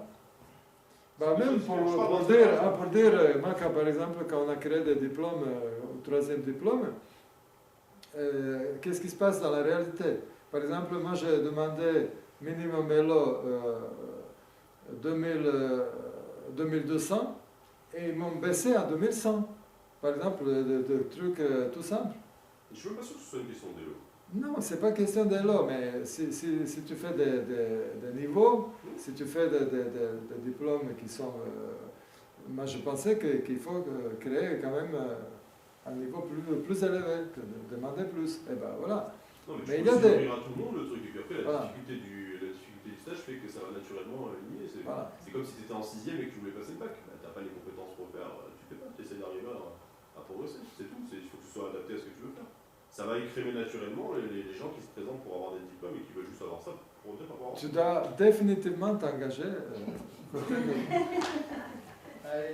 Non, mais tu demandes, c'est un débat, il faut donner des idées. Moi, C'est un débat et... Après, peut-être que tout le monde n'est pas d'accord, je sais pas, moi je suis professionnel du jeu d'échecs, mais je sais sais qu'il y a des gens qui aiment Mais l'entraîner j'essaie et qui n'ont pas pour autant le temps de le faire tout le temps, ou de passer un stage tous les mois, ou tous les 2 mois, je sais pas, je sais très bien que c'est difficile, je comprends. Mais après, je pense que c'est normal qu'on ne peut pas obtenir un diplôme d'entraîneur sur 3 jours. C'est juste pas possible. Non, c'est pas 3 jours, c'est 5. Pardon. Pas avoir un diplôme d'entraîneur sur 5 jours, c'est pas possible. Tu peux pas acquérir les compétences d'enseignement en 5 jours de pédagogie, machin, la culture, la connaissance. Non, ces stages-là apportent une certaine connaissance et apportent surtout quand même une prise de conscience qui est assez... Oui, mais quand tu passes un diplôme d'ingénieur, à la fin on te donne pas certaines Bien notions sûr. qui te permettent d'être ingénieur, on te donne les notions pour. D'accord. Eh bien alors il faut donner des notions pour être entraîneur. Non, il faut qu'à la fin, quand tu aies le diplôme d'entraîneur, tu aies les notions pour être entraîneur. C'est tout. Quand tu passes un truc d'ingénieur ou d'informaticien, on ne te dit pas quelques trucs qui te permettent de comprendre. On te donne les compétences pour faire ce métier. Eh ben, Tout à fait. Ah non, on refait les diplômes maintenant. Alors, un stage. Non, mais il faut les réformer. Tout le monde doit repasser un truc et c'est différemment. C'est tout. Et si on a une formation d'une année, tu t'engagerais? Ça n'a rien à voir avec moi. Tu vois? Mais ça n'a rien à voir avec moi. Je pense que c'est normal, tu es le directeur de la DNE, c'est toi que tu comprends très bien ce que je veux dire. J'ai peut-être pas raison, hein, c'est mon avis. Mais d'ailleurs, il n'y a pas suffisamment de monde pour savoir. Non, mais c'est quelque chose que je vois tous les jours. Je sais pas demandé Manu, Sébastien. Je t'avais parlé ça il y a 2014. D'accord. Pas d'accord. Ben, je suis d'accord que c'est bien que les diplômes aient une vraie valeur, effectivement. C'est ça ta question? Ben, je sais pas tous, oui, c'est un débat. Vous en pensez quoi?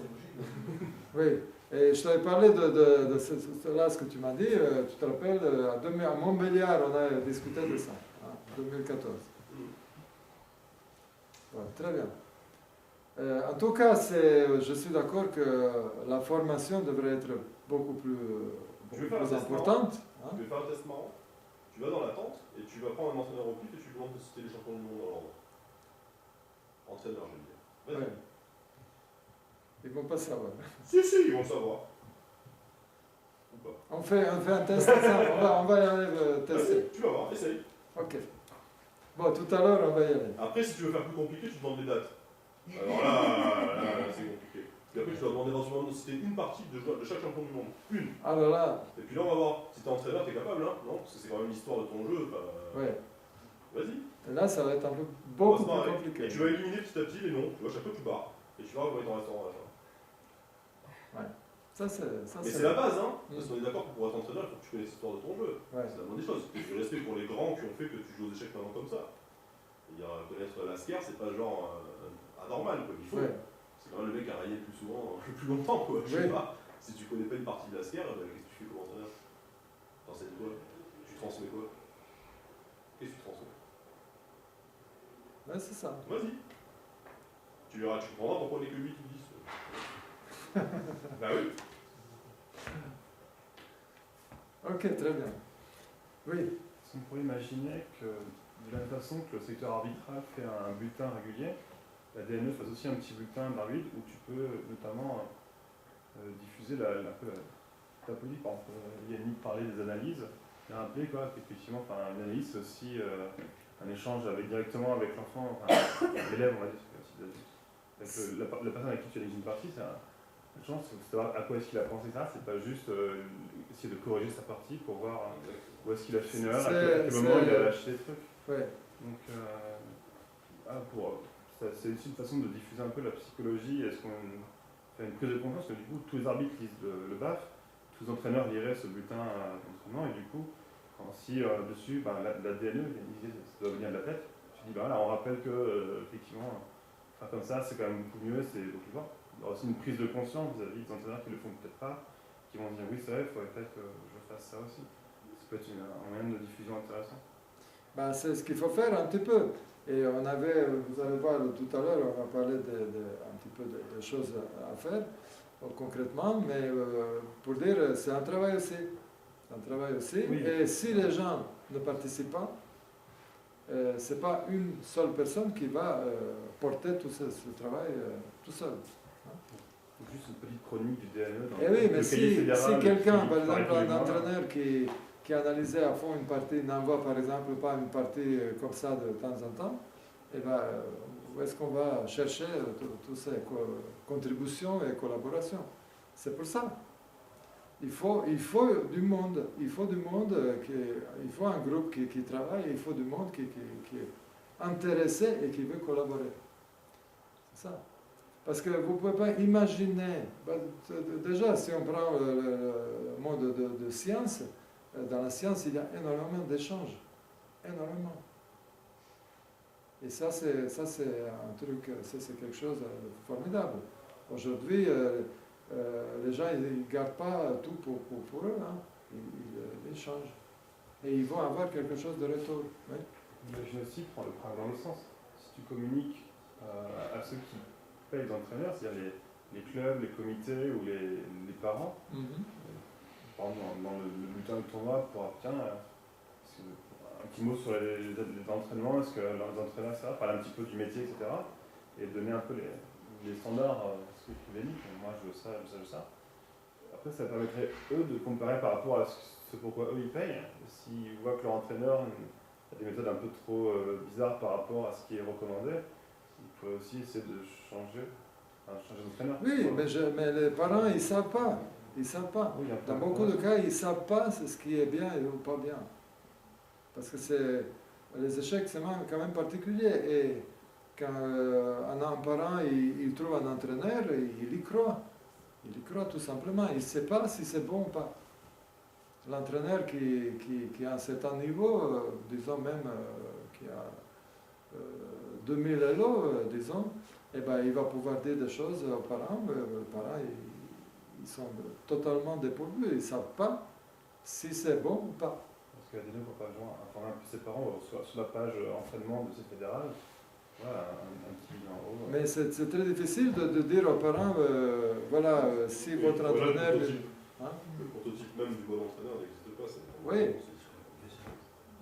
Ça, c'est très difficile. Par contre... Il y a au moins des choses à transmettre. Il y a des choses à transmettre. Et par contre, Sébastien a raison aussi, c'est aussi à l'enfant de se bouger. Ça doit venir de lui. Ça je suis d'accord. L'enfant doit être demandé.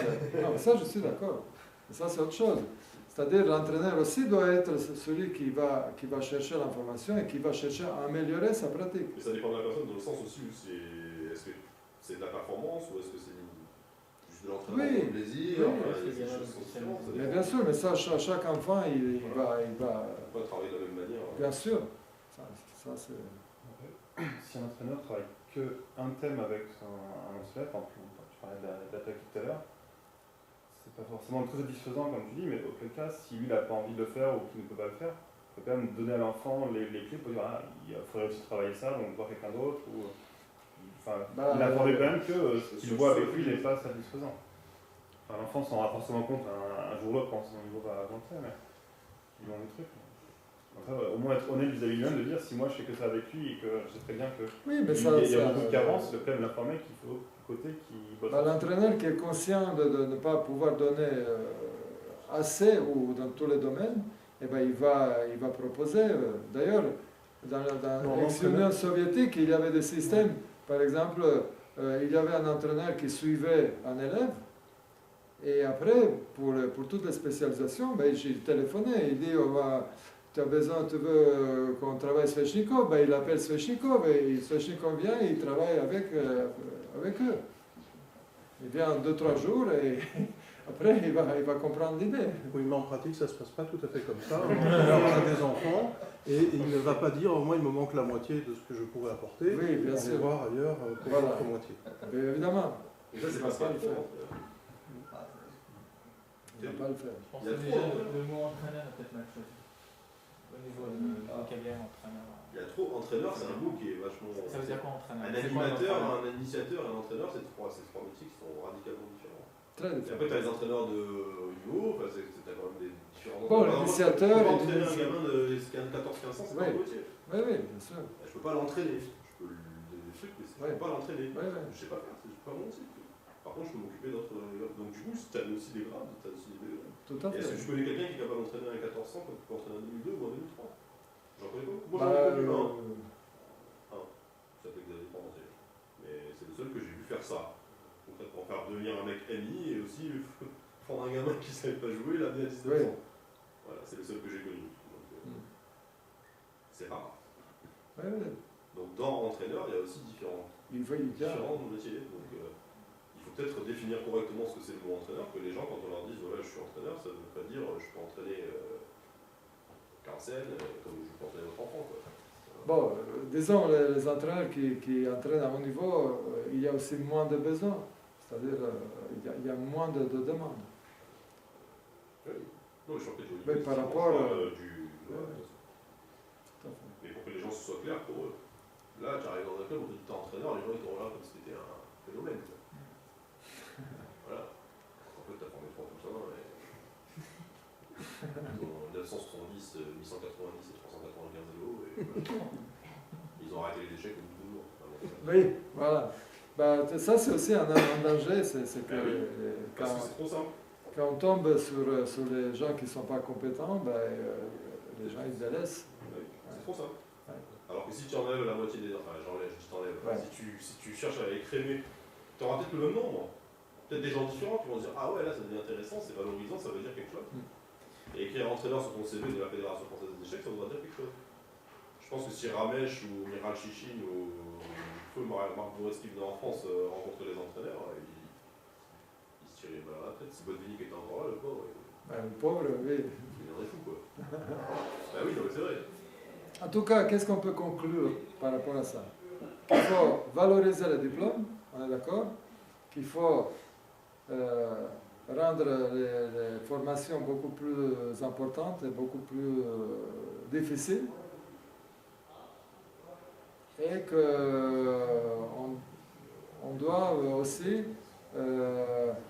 attendre les entraîneurs pour quelque part diffuser, diffuser déjà l'idée de qu'est-ce que c'est un entraînement.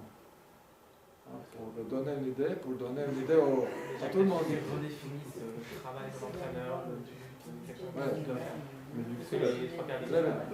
La DNF va changer les diplômes d'EF. On a quand même baissé la barre de vélo demandé, on a quand même raccourci la Oui, formation. ça aussi c'était une exigence qui est venue. À l'époque, une exigence qui est venue Un mec qui a mis 300 à la félicité pour baisser Oui. la formation et baisser le niveau. Mais justement, c'est une exigence qui est venue du comité directeur. Et on n'était pas, moi j'étais pas d'accord avec ça à l'époque. Donc, du coup, est-ce que là, si on, le ZNE veut remonter ce niveau d'exigence, est-ce que le comité directeur fera barrage ou est-ce qu'il dira la chose finalement? Est-ce que, est-ce que toi, tu es souverain sur la formation ou est-ce que c'est forcément validé par des gens qui ne sont pas forcément des formateurs au comité directeur? Bah, ça aussi, ça pose problème. Ça pose problème parce que tout doit être validé après. On n'a pas d'autonomie au niveau de ça.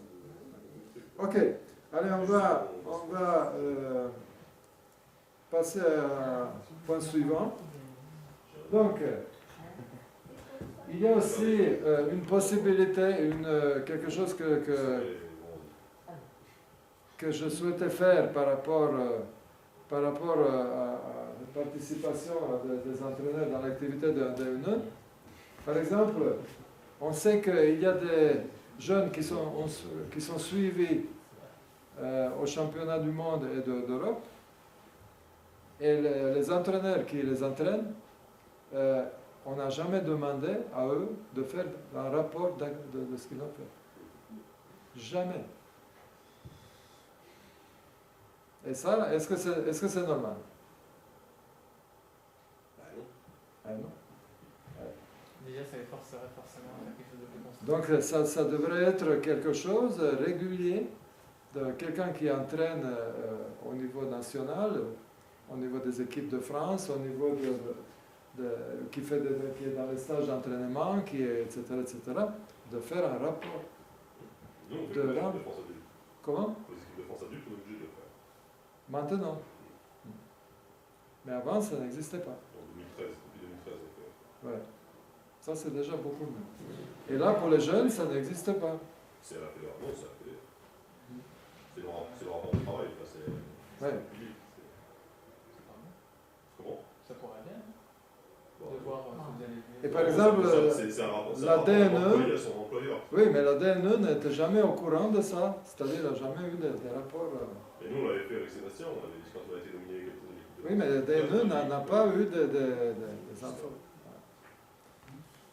Donc tout ça, c'est pour avoir un retour sur ce qui se fait et pour chercher à améliorer la pratique. Donc c'est nécessaire. Alors, ensuite, proposition. Voilà. Donc il y a plusieurs possibilités. Déjà, au niveau d'engagement, d'écrire par exemple sur le site de l'ANE. Jusqu'à présent, j'ai pu avoir très peu presque rien, de personnes qui sont prêtes d'écrire sur le site de DNE. Ça, c'est quand même terrible.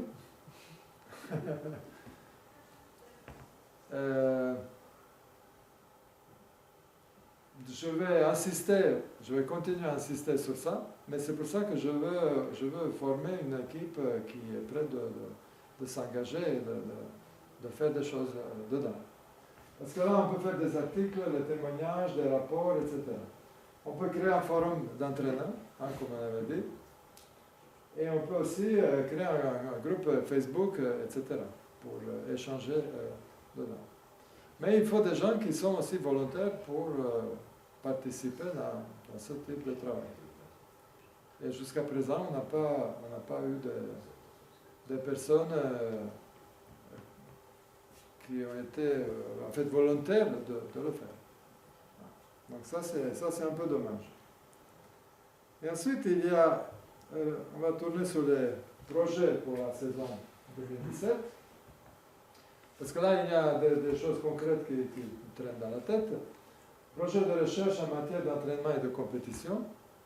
C'est-à-dire, là, on peut amener des chercheurs. Moi, je parle déjà concrètement, il y avait j'avais une opportunité avec le co-auteur de livre que j'ai écrit là, sur la psychologie. Il s'agit par exemple de Philippe Chassis, qui est chercheur à l'université et qui était prêt de venir au championnat de France des jeunes pour faire une recherche sur la psychologie cognitive avec des joueurs qui participent, et qui sont volontaires évidemment. Quand on croise les données, on peut avoir beaucoup d'informations très intéressantes qui peuvent nous enseigner sur beaucoup de choses. Donc ça aussi, c'est des choses qui nous intéressent. Également de suivre des compétitions de haut niveau, même au niveau de l'équipe de France, et de savoir ce qui se passe et comment on peut améliorer la pratique et les résultats. Et finalement, il y a aussi au niveau de nouvelles technologies, je vais vous montrer ça aussi, et l'application de données dans l'entraînement de jeunes de l'équipe de France pour toutes les catégories, ce qui n'était pas le cas jusqu'à présent. Parce qu'il il s'est instauré dans les années précédentes une séparation entre tous ces domaines. Et pourtant, c'est logique que la Direction nationale d'entraînement a son mot à dire par rapport à l'entraînement de l'équipe de France et de l'équipe de jeunes.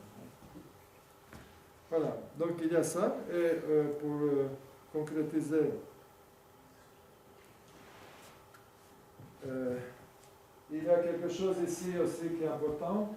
Donc, à part de méthodologie d'entraînement qu'on veut améliorer, évidemment, et les recherches dont je vous avais parlé, il y a aussi la question de la préparation mentale, qui est beaucoup négligée aujourd'hui au niveau des échecs, mais qui commence ça existe quand même dans d'autres domaines, beaucoup.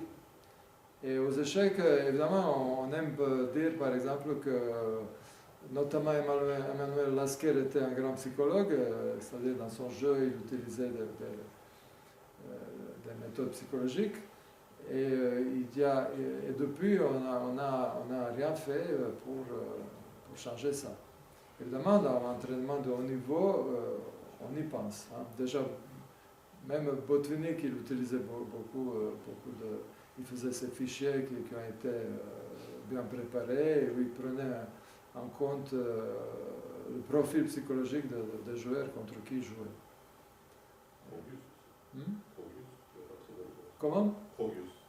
Krogius, qui a écrit des livres sur la psychologie et tant d'autres, parce qu'en Union soviétique, il y avait un développement dessus. Par contre, à l'époque, même il n'y a pas si longtemps, par exemple il y a 10 ans, quand je parlais de préparation mentale devant l'équipe de France adulte, eh ben, tout le monde me regardait, mais de quoi tu parles?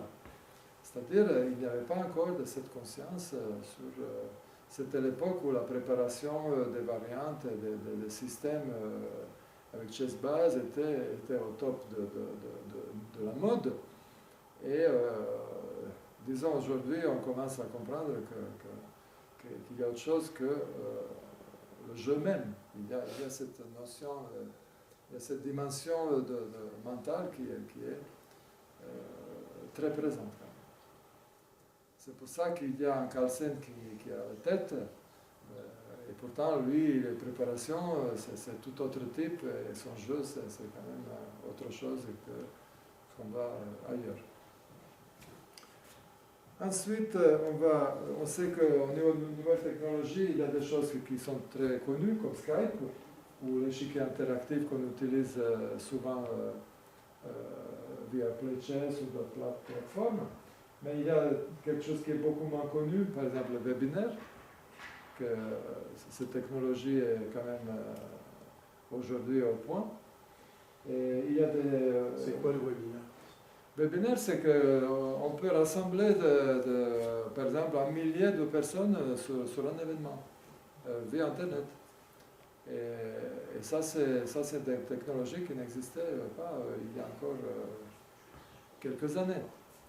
Et après, il y a aussi des sites de type e-learning, qui sont des technologies nouvelles, En fait, l'e-learning, ça existait depuis longtemps, c'est utilisé dans les universités américaines, canadiennes et australiennes, c'est-à-dire les pays qui ont des grands espaces, où il fallait dépasser les distances. Et aujourd'hui, comme le monde est devenu tout entier avec l'Internet, l'e-learning devient quelque chose pour l'enseignement, notamment des échecs, aussi très important. Et aussi toutes sortes de plateformes qui sont accessibles sur tous les supports. Ça c'est important, même sur un téléphone mobile, on peut avoir l'accès à toutes ces plateformes-là. Et finalement, on va parler un petit peu de renouvellement de l'équipe de la DNE. Pour l'instant, ce qui était assez vaguement dans le document qu'on a, c'est un petit peu ça. C'est-à-dire, on cherche des postes différents, mais on peut les renommer parce que et on peut donner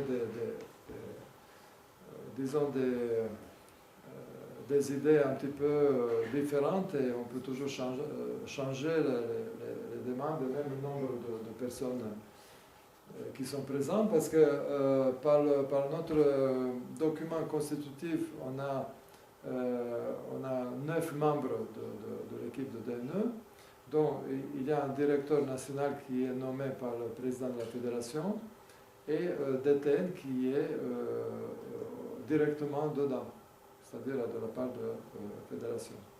Et après, il y a 7 membres qu'on veut un petit peu renouveler. Donc, vous avez vu tout à l'heure les noms qui existent, mais aujourd'hui, on veut parler de renouvelation. On veut vraiment les personnes qui veulent s'investir, mais beaucoup dedans. Donc, est-ce qu'il y a ici, des personnes qui sont intéressées qui sont candidats pour un poste de la DNE? C'est difficile de dire comme ça. Hein. Oui, c'est difficile de dire comme ça. Ouais, mais disons au moins intéressé, même si on ne fait pas les votes ou quoi que ce soit, parce que on ne va pas faire les votes, mais je voudrais savoir, est-ce qu'il y a des personnes qui sont éventuellement intéressées et on va travailler dessus. Je suis éventuellement intéressé, mais ça se peut faire, je ne sais pas. Il faut s'en remettre. Début de réunion, les regroupements, comment on se voit, comment on parle. Oui, c'est-à-dire, de toute façon, les réunions, il n'y en a pas beaucoup. Je voudrais dire, en vive comme ça, on ne va pas pouvoir se réunir beaucoup. Mais Internet existe. Aujourd'hui, quelques personnes peuvent travailler assez bien dans les petits comités. Donc là, il faut est-ce qu'il y a des intéressés déjà? Si vous êtes intéressé, vous pouvez rester ici après la réunion et on va en parler un petit peu sur les projets qu'on peut développer par rapport à vos compétences et vos envies par rapport à est-ce que vous voulez donc vous engager dedans ou envisager de vous engager dedans. Est-ce qu'on peut compter à quelques personnes ici présentes? Yannick. Marco. Elle s'est filmée, elle déconne pas. Voilà, c'est bien, c'est bien. Ok, donc on va revenir, on va en parler ça, un petit comité dessus. Est-ce qu'il y a des questions diverses par rapport pour finir cette réunion? Est-ce qu'il y a quelque chose qu'on n'a pas abordé et que vous voulez discuter? Pas trop? Bon, alors on va terminer notre réunion et on va, ceux qui veulent continuer avec moi, on va se réunir pour en parler un petit peu. Donc je vous remercie à votre présence et à très bientôt.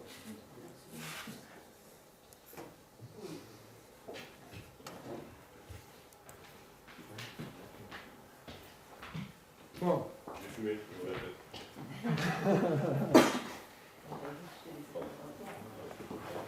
Ah oui, voilà.